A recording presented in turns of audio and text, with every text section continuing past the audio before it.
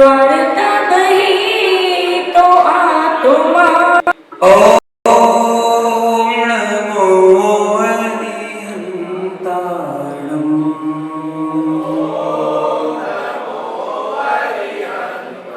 ओम नमो श्रीसेत्थाणं।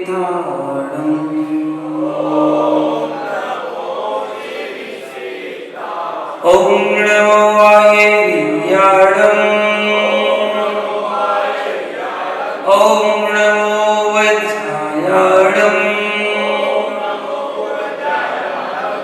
ओम नमो लोये श्रवसाणं।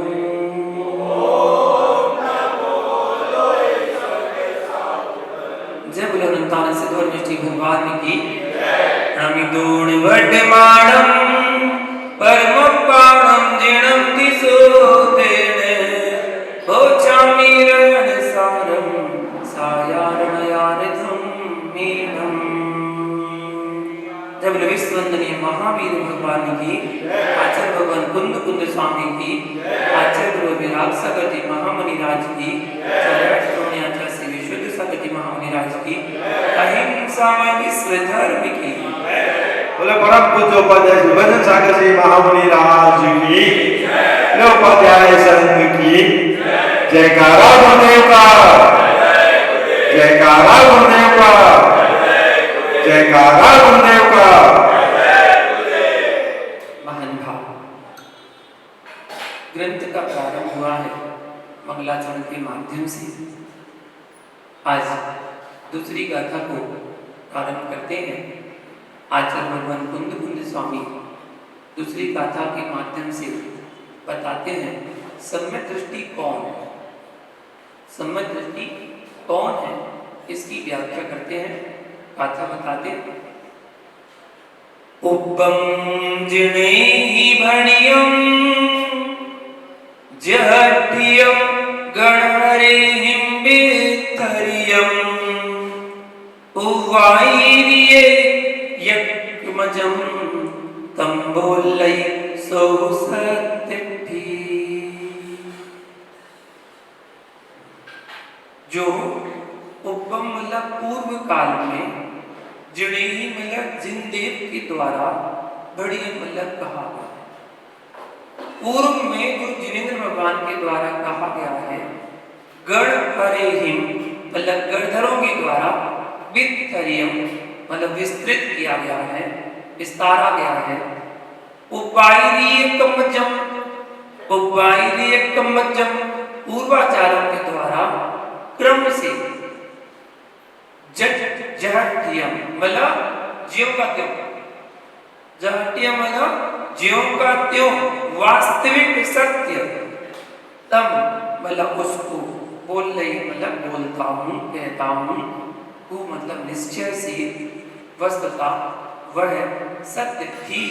सम्यक दृष्टि गाथा का अर्थ हुआ कि जो पूर्व काल में जिनेंद्र देव के द्वारा प्रतिपादित गणधरों के द्वारा विस्तार किया गया और आचार्यों की परंपरा से प्राप्त हुआ है, उसको ज्यों का त्यों यथावस्थित जैसा का तैसा मैं प्रतिपादित करने का प्रयास कर रहा हूं।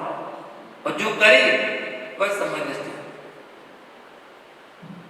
कुछ अपने विचारों को नहीं जोड़े, उसी का ही विस्तार चल रहा है।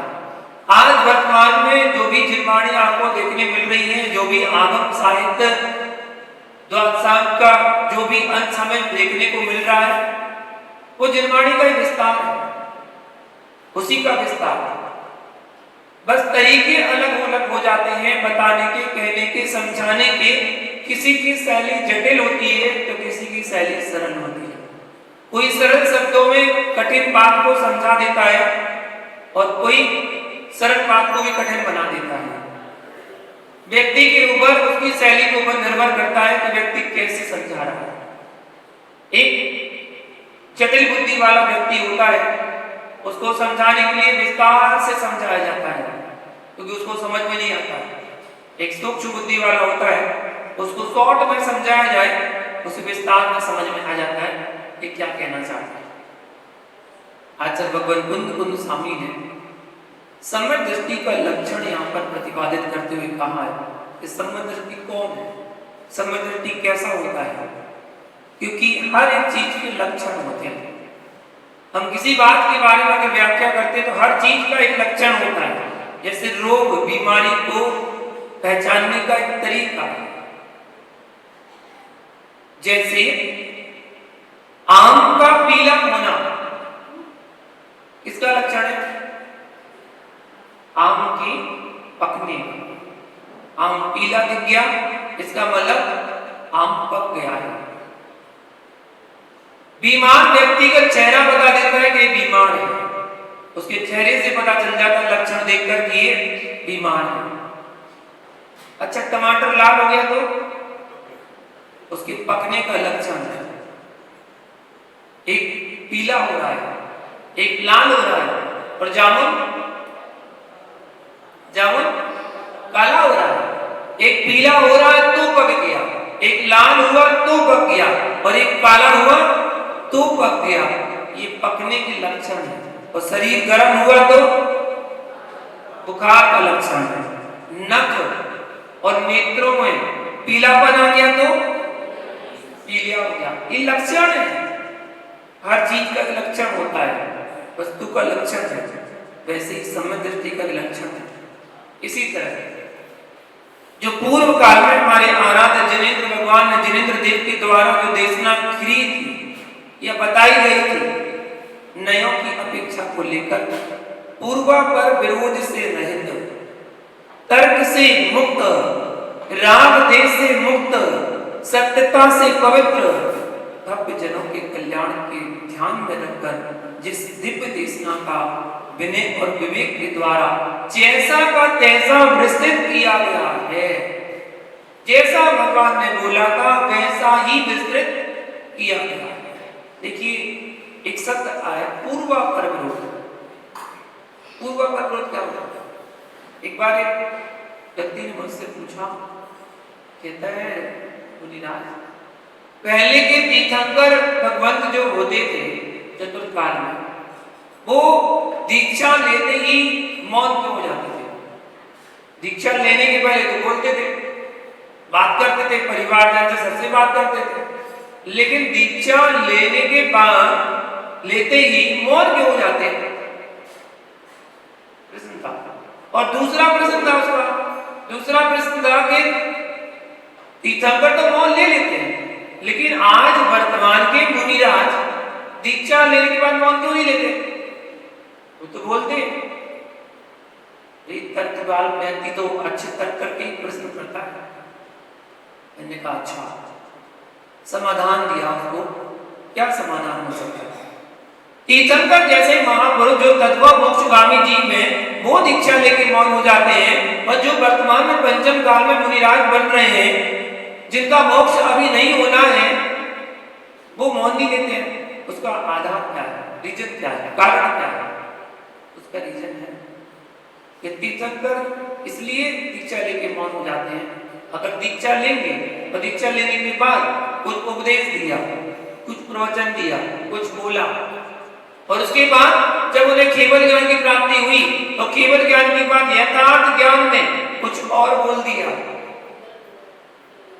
कुछ और बोल दिया। पहले कुछ बोला था और केवल ज्ञान होने के बाद कुछ और बोल दिया, तो कौन सा दोष लग जाएगा?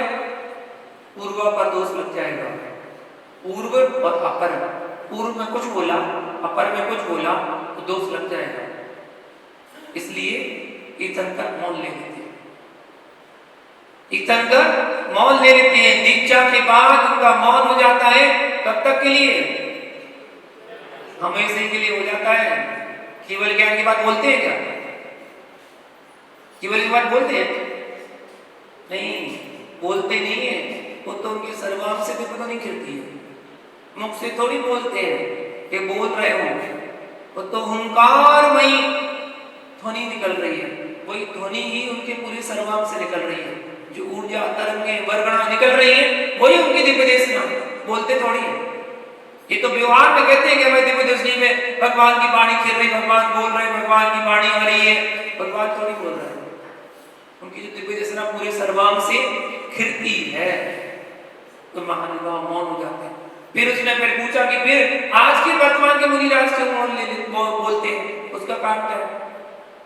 देखिए, पूर्व के तीर्थंकर भगवंत जब दीक्षा लेते हैं तो उनके पास जिनागम का आधार नहीं होता है, जिनागम का आधार नहीं होता है, कोई शास्त्रों की रचना पहले नहीं होती थी।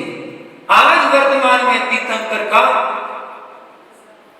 वाणी का आधार हमारे पास है, तीर्थंकर की वाणी का आधार हमारे पास है। जिनागम के नाम से, द्वादशांग के नाम से जो आधार हमारे पास है, वो आधार बोलने के लिए आज के मुनिराजों के लिए पर्याप्त है। इसलिए आज के मुनिराज भगवान की वाणी का आधार लेकर अपनी वाणी को बोलते हैं कि भगवान ने ये कहा है। अच्छा, कुंद स्वामी की व्याधि में व्याख्या में आप देखेंगे तो उन्होंने अक्सर गाथाओं में लिखा है जुड़ुद्दिट्ठम। जुड़ुद्दिट्ठम मतलब ऐसा मैं नहीं कह रहा, किसने कहा? जिनेंद्र भगवान ने कहा है। अपनी बात बोलकर और बोल देते जुड़ुद्दिट्ठम, भगवान ने ऐसा कहा। और जो मुनिराज आदि प्रवचन करते हैं वो क्या कहते हैं? हमारे पूर्वाचार्यों ने कहा है, हमारे पूर्वाचार्यों ने कहा है।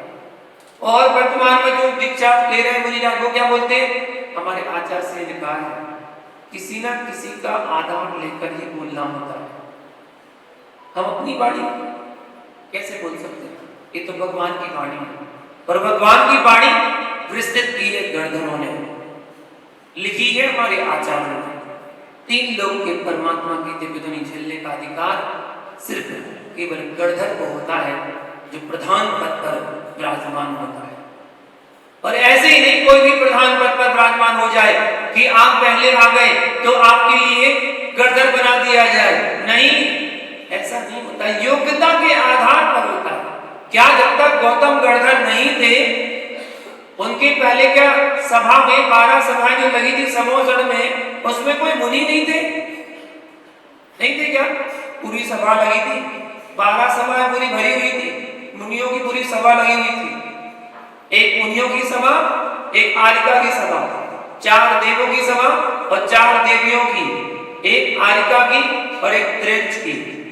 आरिका और श्राविका दोनों कंपल्सरी एक साथ। ऐसी 12 सभाएं लगी हुई थी, मुनिराज बैठे हुए थे, फिर भी दिव्य दशना नहीं खिल रही थी, क्योंकि योग्य पात्र नहीं था। और जैसे ही योग्य पात्र आया, दिव्य दशना गिरना प्रारंभ हो गई। मतलब प्रज्ञा संपन्न होना चाहिए। जो गणधर बन रहा है, गणधर पद पर आसीन है, प्रज्ञा संपन्न होना चाहिए, ऐसी प्रज्ञा में प्रवीण होना चाहिए, कुशल नए विशारद, सर्व विद्याओं में पारंगत, संयम के धनी, साधना के उच्च शिखर पर विराजमान, ऐसे होना चाहिए। आदिनाथ भगवान के कितने गणधर? 84 गणधर, जिसमें पहले वृषभ सेन गणधर थे। हुंडा सपुड़ी काल में सबसे अधिक गणधर किसके हुए? किसके? सुमतिनाथ के। कितने? 116 हैं ज्ञानी। जब प्रश्न का उत्तर मिल जाए तो पता चलता है कि हाँ, कोई तो ज्ञानी है जो स्वाध्याय करता हो। सबसे अधिक गणधर सुमतिनाथ भगवान के हुए, 116 गणधर हुए। और सबसे कम किसके?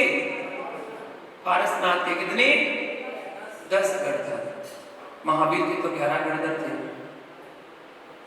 महावीर के शासन काल में हम विराजते हैं, तो महावीर भगवान के शासन काल में 11 गणधर हुए महावीर के, जिसमें प्रथम गणधर थे इंद्रभूति स्वामी गौतम स्वामी, जिनका नाम था।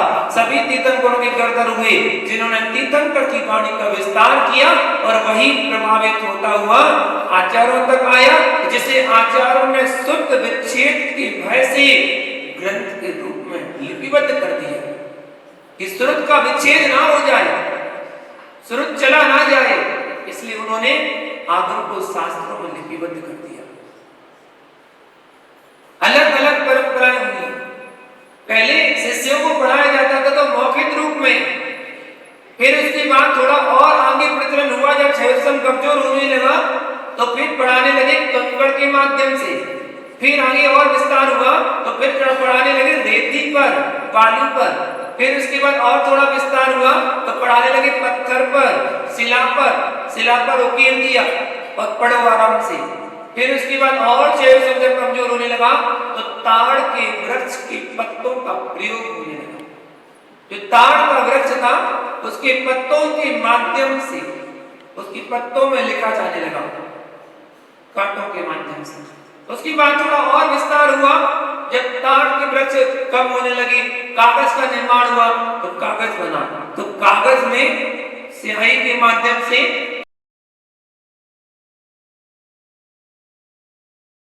लिखा जाने लगा। और आगे जब जमाना बदला, थोड़ा और प्रोग्रेस हुई तो टाइपिस्ट मशीन आई। तो टाइपिस्ट मशीन का को एक मिनट अच्छा उन्होंने श्रुत का उसने टाइप से लिखा। उसके बाद और आगे जमाना बदला, प्रोग्रेस हुई तो कंप्यूटर। आचार्यों ने अपने मन से नहीं लिखा, जो उन्हें क्रम से, परंपरा से प्राप्त हुआ उसी क्रम से लेखन करते गए। क्योंकि हमारे आचार्य कैसे थे? संसार भीरु थे, उन्हें संसार से भय था, पाप से भय था।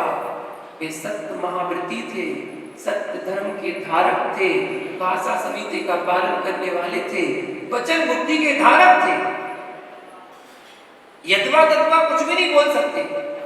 यथार्थ जो सही है, जो बताया गया है, उसी को लिपिबद्ध किया। कैसे असत्य कथन कर सकते थे? आचार्य यतिवृषभ स्वामी हुए, इसको यतिवृषभाचार्य के नाम से जाना जाते हैं, तिल्लोपड़ती ग्रंथ के रचयिता हैं। उन्होंने कथन किया, बहुत जगह कथन पूर्ण नहीं हुआ, तब उन्होंने अपने मन से कुछ नहीं लिखा, वहीं छोड़ दिया। तिल्लोपड़ती में जहां पर कोई विषय अगर पूर्ण नहीं हो पाया तो अपने मन से कुछ नहीं लिखा, वहीं छोड़ दिया। एक कहकर छोड़ दिया कि इस विषय संबंधी शेष विषय का उपदेश नष्ट हो गया है, समाप्त हो गया है, इसके आगे का विषय नहीं होना चाहिए। वो चाहते तो बहुत बड़े आचार्य थे, कुछ भी अपने मन से लिख सकते थे, लेकिन नहीं, आचार्य अपने मन से कुछ भी नहीं बोलते। जो वाणी भगवान की है और जो आधार के रूप में उन्हें प्राचीन ग्रंथों से मिली है, उसी बात का विस्तार यहाँ पर करते हैं, अपने क्षयोत्सव के माध्यम से उसको बढ़ाते हैं। कैसे नष्ट हो गया? जो जिनागम था, उदाहरण के रूप में बताया कि जैसे नदी के किनारे लगा वृक्ष नष्ट हो जाता है, इसी बात से प्रकट होता है उन्हें भी असत्य इष्ट नहीं था, वरना इतने महान आचार्य अपने मन से कुछ भी लिख सकते थे। नदी के किनारे लगा हुआ वृक्ष अपने आप नष्ट हो जाता है, समय आने पर गिर जाता है, बह जाता है।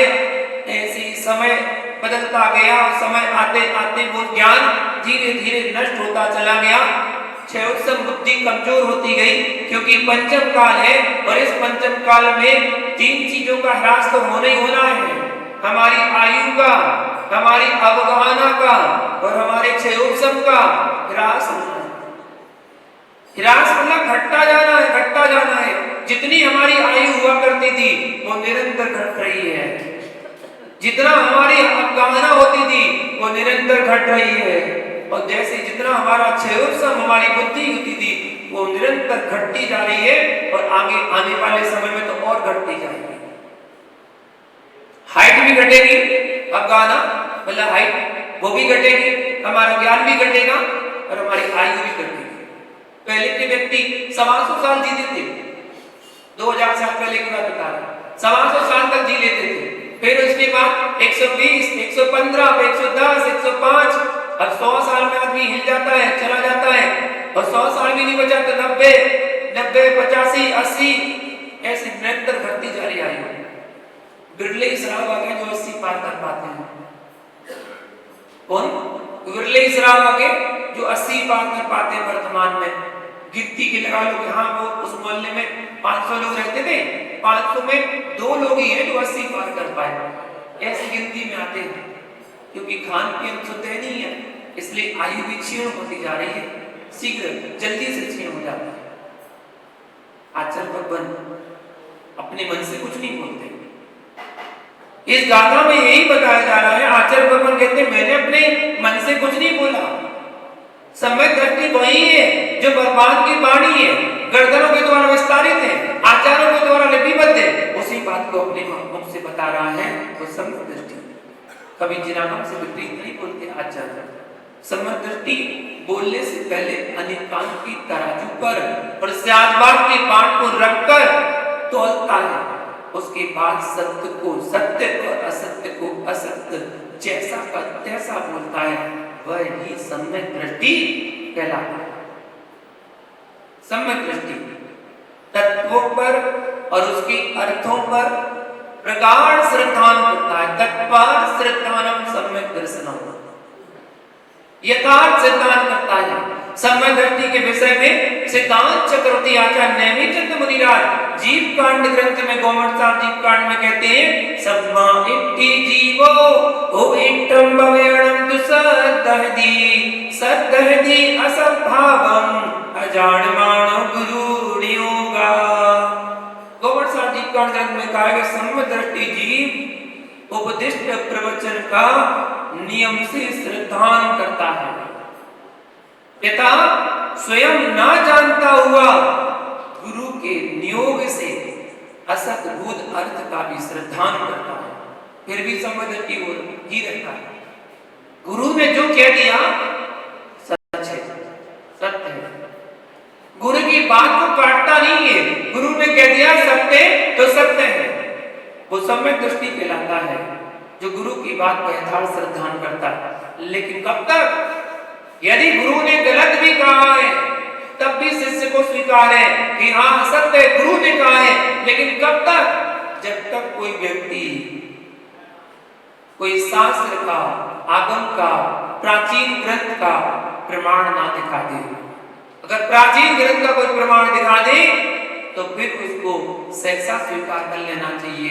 उस समय हो सकता है गुरु के मुख से भूल हो गई हो, बोलने में, वाणी उपदेश करने में कुछ निकल गया हो, तो उसको स्वीकार कर लेना चाहिए। वो सम्यक दृष्टि है जो स्वीकार कर ले कि हाँ सर, हाँ ऐसा है, ऐसा है। लेकिन यदि शिष्य ही समझ ना पाए, लिखा तो है जिनवाणी में, लेकिन वो समझ ना पाए, अर्थ का अनर्थ निकाल ले, तो गड़बड़ हो जाएगा। तो फिर गड़बड़ हो जाएगा। पहले अर्थ निकालना स्वयं आना चाहिए कि क्या आचार्य भगवान कहना चाह रहे हैं, जिनवाणी में क्या लिखा है, कैसा लिखा है। अभी वर्णन हुआ था कि देवियां अष्टकुमारी नहीं होती, कुमारी नहीं होती, मतलब उनका देव जरूर होता है। कुमारी जैसे रहना और कुमारी होना दोनों में अंतर है, दोनों में अंतर है। कुमारी जैसी तो रह सकती है, भोग विलासता रहित तो रह सकती है, लेकिन कुमार के बिना, देव के बिना देवी नहीं होती। ये सिद्धांत है। सिद्धांत गलत नहीं हो सकता, सिद्धांत तो सिद्धांत है। देवी का देव तो होगा ही होगा, निश्चित होगा, ये सिद्धांत है। अब शास्त्र में जो लिखा है उसको समझने में हमसे गलती हो रही है, भूल हो रही है, तो बात अलग है। जिनवाणी में तो लिखा है, जिनवाणी में तो जगह में तो ऐसा ही लिखा है, जो लिखा है उसको यथार्थ मानना कि हाँ देवियां बिना देव के नहीं होती है। देव तो होगा, भले देवों में वो संपर्क नहीं बनाएंगे, क्योंकि देवों में भोग विलासता बहुत है। कोई शब्द से प्रविचार करता है, कोई रूप को देख के करता है, कोई शब्द से करता है, कोई रूप से करता है, और कोई केवल स्मरण करने मात्र से कर लेता है। भोग विलासता की इच्छा पूरी हो जाती है, और कोई शरीर से करता है, अलग अलग है। तो स्वर्गों की व्यवस्थाएं बटी हुई है, तो वहां तक क्या क्या व्यवस्था है, पूरी व्यवस्था चौथे अध्याय में तत्पर सूत्र में विस्तार से आपको पढ़ने को मिलेगी। जब आप यहाँ पर पढ़ेंगे तो समझ में आएगा। सिद्धांत सिद्धांत है, तो गुरु के द्वारा यदि कोई बात गलत बता भी जाए तो उसको सहसा स्वीकार कर लो, स्वीकार है, गुरु ने कहा, यथार्थ है। लेकिन यदि सिद्धांत आगम में कुछ अलग मिलता है तो फिर आगम की बात स्वीकार है, क्योंकि आगम भगवान की वाणी है, भगवान की वाणी है, गर्दनों के द्वारा विस्तारित है और आचार्यों द्वारा लिपिबद्ध की गई है, क्योंकि उसने अपने मन से असरभूत अर्थ का श्रद्धान नहीं किया, उसने गुरु के नियोग से श्रद्धान किया। यदि अपने मन से श्रद्धान करता तो वह तत्क्षण मिथ्यात्व को प्राप्त हो जाता, क्योंकि सम्यक दृष्टि जीव गुरु वचन को ही प्रमाण मानता है। आगम में वर्णित 10 प्रकार के सम्यक्त में प्रथम सम्यक्त कौन सा है? आज्ञा सम्यक्त। 10 प्रकार के सम्यक्त की व्याख्या है। पहला सम्यक्त आज्ञा सम्यक्त बताया गया है, जिसे गुरु आज्ञा रूप मानकर वह विनय से स्वीकार करता है, क्योंकि शिष्य के लिए गुरु वचन ही आगम है, आगम और परमागम है। क्योंकि आगम को लिखने वाले कौन? सच्चे निर्ग्रंथ बीतरागी परम पद में स्थित गुरु ही है जो आगम लिख रहे हैं। फिर कोई जिज्ञासा करता है, अज्ञानता के कारण असद्भुत अर्थ को मानने वाला जीव सम्यक दृष्टि कैसे हो सकता है? जिन आगम में समाधान किया गया कि यह परमात्मा का ही उपदेश ऐसा निश्चय होने से उस प्रकार स्वीकार करने वाले उस जीव को परमात्मा का ज्ञान नहीं होने पर भी वह सम्यक दृष्टि से युक्त नहीं होता है। कब तक सम्यक दृष्टि रहता है? जब तक गुरु मुख से सद्भूत अर्थ प्राप्त नहीं हो जाता। गुरु मुख से सत्य सूत्र मिलने पर यदि उसे स्वीकार ना करे तो उसी समय से वो मिथ्या दृष्टि है। उसी समय से यथार्थ प्रमाण मिल जाने के बाद तुरंत स्वीकार कर लेना चाहिए, हाँ सही है, यथार्थ। अपनी हटबाजी बनी रहना चाहिए कि मैंने जो पढ़ा है वही सही है, बस नहीं। हो सकता है आपने पढ़ने में समझने में गलती कर दी हो, इसलिए उसको स्वीकार कर लेना चाहिए। सुत्तादोत्तम सम्मम दरिसिजंतम जदानस तदी सोचीव अवै मिच्छायति जीवो तदो भवति। कोमल साथ कहते हैं सूत्र में समीचीन रूप से दिखलाए गए उस अर्थ का जब यह जीव श्रद्धा नहीं करता है उस समय से यह जीव मिथ्या दृष्टि हो जाता है। जो अर्थ जैसा अर्थ बताया गया है उसको स्वीकार करना, क्योंकि वह प्रवचन वृद्ध बुद्धि वाला है इसलिए उसको स्वीकार नहीं कर रहा है। ऐसा परमागम में कहा गया है, इसलिए यह ठीक कहा गया है कि प्रवचन में उत्कृष्ट और उपदिष्ट हुए अर्थ को आज्ञा और अधिगम के बिना श्रद्धान करना सम्यक दृष्टि का लक्षण है। सम्यक दृष्टि जी की और भी विशेषताएं हैं। गोमट साहब दीप कांड में बहुत अच्छा वर्णन, बहुत अच्छी व्याख्या वहां पर दी गई है। और भी कहा है, नौ इंद्रिये सुविरदो नौ जीव तावरे कसे वापी जो सतहदी जिणुत्तम सम्माहिति अविरदोसो। क्या कहते हैं गोमट साहब ने कि जो इंद्रियों के विषयों से विरक्त नहीं है, तरह से स्थावर जीवों की हिंसा से भी विरक्त रहते हैं, किंतु जिसकी जिनेंद्र के उपदेश पर श्रद्धा है वह जीव अविरत सम्यदृष्टि है। कैसे? इंद्रियों के विषयों में विरक्त है, विरक्त नहीं है, पंचेंद्रिय के विषय को भोग भी रहा है और स्थावर जीवों की हिंसा से विरक्त नहीं है, उसमें भी हिंसा हो रही है उसकी, लेकिन फिर भी जिनेंद्र भगवान के उपदेश पर उसकी अटूट श्रद्धा है। कौन है वो? सम्यदृष्टि है। सम्यदृष्टि श्रद्धा दर्शन का विषय है, आचरण चारित्र का विषय है। आलू में अनंत जीव होते हैं, मानते हो कि नहीं? मानते हो? ये श्रद्धान का विषय है। आलू में अनंत जीव होते हैं, ये श्रद्धान का विषय है। आलू खाना नहीं खाना किसका विषय है? चारित्र का विषय है। चारित्र धारण नहीं कर पा रहे हो, कोई बात नहीं, श्रद्धान तो मजबूत बना के रखो कि हाँ श्रद्धान है, मुझे भगवान ने जो कहा है, जैसा कहा है, जितना कहा है, बिल्कुल सच कहा है, सत्य है। मैं अपनी कमजोरी में, अपनी मजबूरी के कारण, शिथिलता के कारण मैं उसको जीवन में नहीं अपना पा रहा हूँ, बात अलग है, लेकिन भगवान की वाणी सत्य है, यथार्थ है। इंद्रियों के विषय भोगों से विरक्त नहीं है, 5 इंद्रिय के विषय भोग का सेवन कर रहा है। तरह से स्थावर जीवों की हिंसा से भी विरक्त नहीं है, तरह जीवों की, स्थावर जीवों की हिंसा भी हो रही है, तब भी उसको सम्यक दृष्टि कहा गया, क्योंकि जिनेंद्र भगवान के उपदेश पर उसकी अटूट श्रद्धा है। सम्यक दृष्टि का मतलब यही है, समीचीन दृष्टि का होना, परिणामों में पवित्रता का होना। आज लोग कहते हैं, कतिपय पोंगा पंडितों का मत है, सम्यक दृष्टि जीव दो चार ही है, जिनको ज्ञान नहीं है, जो पढ़ते नहीं है, आगम को जानते नहीं है, ऐसे पोंगा पंडित कहलाते हैं। वो पोंगा पंडितों का कहना है कि बस सम्यक दृष्टि दो चार ही है बस, और कोई है ही नहीं है। पर उनसे पूछा जाए, आपने कैसे जाना है? आप बता रहे हैं, आपने कैसे जाना?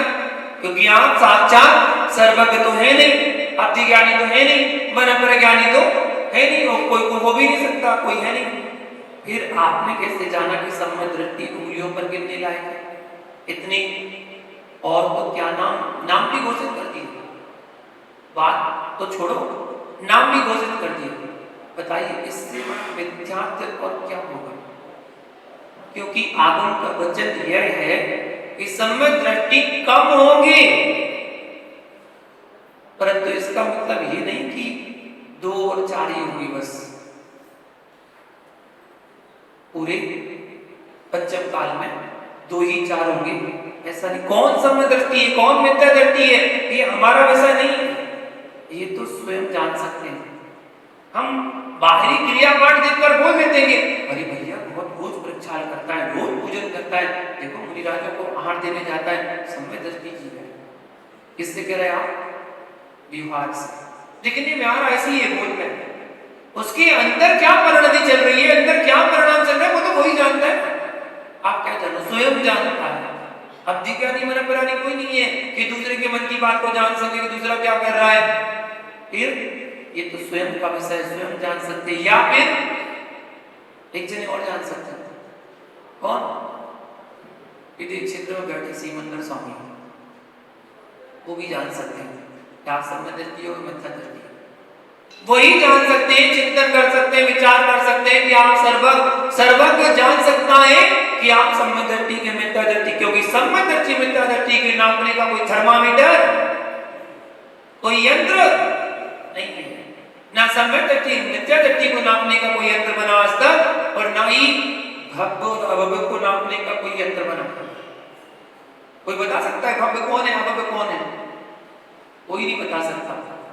कोई नापने का मंत्र नहीं बना गया जिससे लगातार पता लगाया जा सके कि किसे सम्यक दृष्टि है, कौन सम्यक दृष्टि है, कि कौन नहीं है। बाहर की सुख क्रियाओं को देख करके हम कह सकते हैं कि ये सम्यक दृष्टि है, परंतु अंदर से नहीं जान सकते हैं। जैसे बाहर की सुख क्रियाएं, जिन प्रभु के चरणों से अनुराग करना, दिगंबर मुनि के प्रति प्रगाढ़ भक्ति का होना, आगम के अनुसार दिनचर्या का होना, आदि क्रियाओं को देखकर हम अनुमान लगा सकते हैं, अनुमान लगाया जा सकता है, परंतु अंतरंग से स्वयं जान सकता है कि हमारी क्या प्रवृत्ति है, हम सम्यक दृष्टि हैं या नहीं। सम्यक दृष्टि कैसा होता है? सम्यक दृष्टि कैसा होता है? सम्यक दृष्टि जीवड़ा करे कुटुंब प्रतिपाल, अंदर से न्यारा रहे, धाय खिलावे बाल। समझ रहे? सम्यक दृष्टि होता है, सम्यक दर्शन प्राप्त होने के बाद तो उसकी विशुद्धि वृद्धिंगत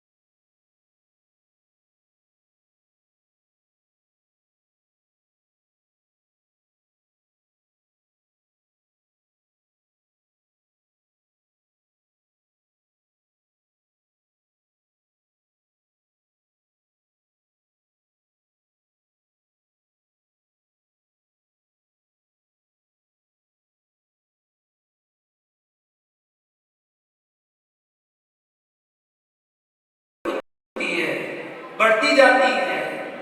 सम्यक दृष्टि जीवड़ा करे कुटुंब प्रतिपाल। सम्यक दृष्टि जीव कुटुंब का प्रतिपाल करता है, पालन पोषण करता है, बढ़ाता है, लेकिन फिर भी अंदर से क्या रहता है? न्यारा। अंदर से उनसे भिन्न है, अलग है, न्यारा है। कैसे? उदाहरण दिया, जैसे धाय खिलावे बाल। बाल मतलब बालक, बच्चा। धाय मतलब गाय माँ। गाय माँ बच्चों को खिलाती है ना, कैसे खिलाती है? खूब अच्छे से खिलाती है, पिलाती है, गोदी में बैठा लेगी, जुमाएगी, खिलाएगी, सब कुछ कराएगी, लेकिन वो उसकी माँ नहीं है। वो उसकी माँ नहीं है, सब कुछ कर रही है, सब कुछ कर रही, पालन पोषण जो भी माँ करती है वो सब करती है, लेकिन वो उसकी असली माँ नहीं है। ऐसे सम्यक दृष्टि जीव सब कुछ करता है, लेकिन किसी को अपना नहीं मानता है। धर्म ध्यान बढ़ जाता है उस जीव का, संसार से अरुचि भाव पैदा हो जाता है जब उसकी विशुद्धि बढ़ती है। जैसे ही सम्यक दर्शन प्राप्त करता है उसकी विशुद्धि बढ़ती है, और ऐसी बढ़ती है कि धर्म ध्यान उसका बढ़ जाता है, संसार से अरुचि भाव पैदा हो जाता है। सम्यक दर्शन होने के बाद वह संसार में रहना नहीं चाहता, उसे तो रहना पड़ता है। सम्यक दृष्टि संसार में रहना नहीं चाहता है, उसे रहना पड़ता है। जैसे पक्षियों में एक तोता होता है, पोपट जिसको कहते हैं, तोता होता है ना, और एक परेवा होता है। परेवा मतलब कबूतर। एक तोता और एक कबूतर। तोते को सोने के पिंजरे में रखो, सोने की कटोरी में रोज दूध, भात, मखाने और काजू इसमें डाल के खिलाना, तो भी वह पिंजरे में रहना नहीं चाहता।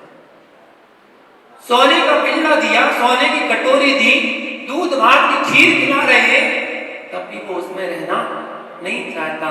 जब खिड़की खुलेगी वो तुरंत उड़ जाएगा, बिल्कुल ही रुकेगा, पर तंत्र नहीं रहना चाहता। ऐसी सम्यक दृष्टि को कितना भी क्यों ना संसार की सामग्री में उलझाया जाए, पर उसमें अरुचि व्यक्त करता है।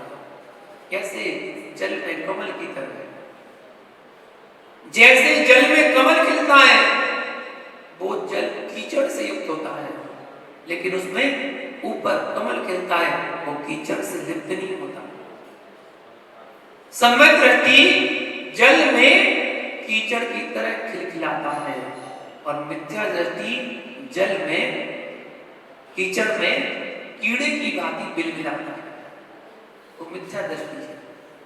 एक कमल की तरह खिलखिला रहा है और एक कीड़े की तरह बिलबिला रहा है, वो मिथ्या दृष्टि है। जल वही है, संसार वही है, संसार वही है। एक तोते में रहना नहीं चाहता और एक कबूतर होता है, परेवा। उसे लोहे के पिंजरे में रखा जाता है, उसे लोहे के पिंजरे में रखा जाता है, कटोरी भी लोहे की कटोरी दी जाती है, ठीक है, और खाने के लिए ज्वार के दाने दिए जाते हैं, मक्का के दाने चुगने के लिए डाले जाते हैं, उसमें भी वो खुश है, उसे छोड़कर नहीं जाना चाहता। खोल दो टक्कर, खोल दो खिड़की, खोल दो उसकी पिंजरे, वो निकल जाएगा बाहर, उड़ जाएगा। उड़ने के बाद जैसे आप उसको बुलाएंगे ना, आजा, तो वो उड़ के वापस आ जाएगा अपने पिंजरे में, फिर घुस जाएगा। आप कौन? तोता कि कबूतर? आप कौन है ना? कबूतर, बिल्कुल कबूतर है ना। सुबह सब उड़ते हैं, सब उड़ते हैं, जितनी है ना सब सुबह उड़ते हैं अपने पिंजरे से। कौन सा पिंजरा? घर का। घर एक पिंजरे का है, वो घर रूपी पिंजरे से सुबह सुबह सब उड़ते हैं और अपने अपने काम के लिए जाते हैं, और अपना अपना काम करके शाम होते ही अपने पिंजरे में फिर घुस जाते हैं। रात भर पे पिंजरे बंद रहेंगे, उसके बाद सुबह फिर निकल जाएंगे। यही जिंदगी है, कबूतर जैसी जिंदगी। वो कुछ ऐसे श्रावक बिल्ले होते हैं जो तोता बन जाते हैं, और एक बार उड़ गए, दोबारा वापस नहीं आते। समझो, वो कबूतर उस पिंजरे में, लोहे के पिंजरे में रहकर, लोहे की कटोरी में ज्वार के दाने खाकर खुश है, उसी में गंदगी कर रहा है, उसी में बीट करता रहता है और उसी में रह रहा है और खुश है, उसी तरह मिथ्या दृष्टि होता है। वो संसार को छोड़ना नहीं चाहता, संसार में रमता है पर पदार्थ ही उलझा रहता है, उसको ही प्राप्त करना चाहता है। किंतु सम्यक दृष्टि जीव कुटुंब का पालन तो करता है, पोषण तो करता है, परिवार की देखभाल तो करता है, परंतु ये सब क्रिया बाहर से करता है, अंतरंग से नहीं करता। अंदर से तो सबके बीच में रहकर भी सबसे न्यारा है, सबके बीच में रहकर के भी सबसे दूर है। जैसे एक दाई माँ खिलाती है, सुलाती है, पर वह उस बालक को अपना नहीं मानती है, वो मालकिन का है, मेरा नहीं है। कितना भी खिलाया पर उसमें उसे मोह भाव पैदा नहीं होता, ममता नहीं होती, मेरा है। उसी तरह समदृष्टि होता है कि कितना अनासक्त रहता है। यह नीतिकारों ने कहा एक दोहा के माध्यम से, कहते ना, चक्रवर्ती की संपदा इंद्र सरीखे भोग, चकी संपदा इंद्र सरीखे भोग, काक बीरक्त है दृष्टि लोग। जो सम्य दृष्टि वो कौवे की पीठ के समान समझता है चक्रवर्ती की संपदा को, इंद्र सरीखे भोगों को। सम्य दृष्टि जीव जो होगा, निश्चित चक्रवर्ती की संपदा कितनी होती है? अपार, अक्षौणी सेना, 84 लाख हाथी, 18 करोड़ घोड़े, 96,000 रानियां, 360 रसोइये, ऐसे उसका वैभव होता है, इतने महल, सब कुछ होता है। इतना सब कुछ होते हुए, इतनी अधिक संपदा होते हुए भी जितनी किसी के पास नहीं होती, इतनी संपदा चक्रवर्ती के पास होती है। और इंद्रों से बढ़कर वो किसी के पास नहीं होते। इन सबको सम्य दृष्टि क्या समझता है? काकबीज मतलब विष्टा, विष्टा के समान समझता है, ये सब व्यर्थ का है, इसमें कोई सार नहीं है, ऐसा मानता है। ऐसा सम्य दृष्टि जीव होता है। सम्य दृष्टि की विशेषता यहाँ पर बताई गई। आगे अगली वाली गाथा में मिथ्या दृष्टि कौन है, इस बात की व्याख्या आपको कल बताएंगे। आज के इतना ही। जय बोलो पारसनाथ भगवान की। वाणी के ज्ञान से सूझे कालोक सुवाणी मस्तक नमो सदा दी तो दो हे जिन वाणी भारती तो जपो तिंदे जो तेरी शरण में सो पावे सुखे देव जो अरिहंत को गुरु सेवा निग्रह दया धर्म पालो सदा यही मोक्ष का पद धर्म कर निर्वाण धर्म बंसार नर दिन के समान। सब लोग बैठकर वाणी नमस्कार।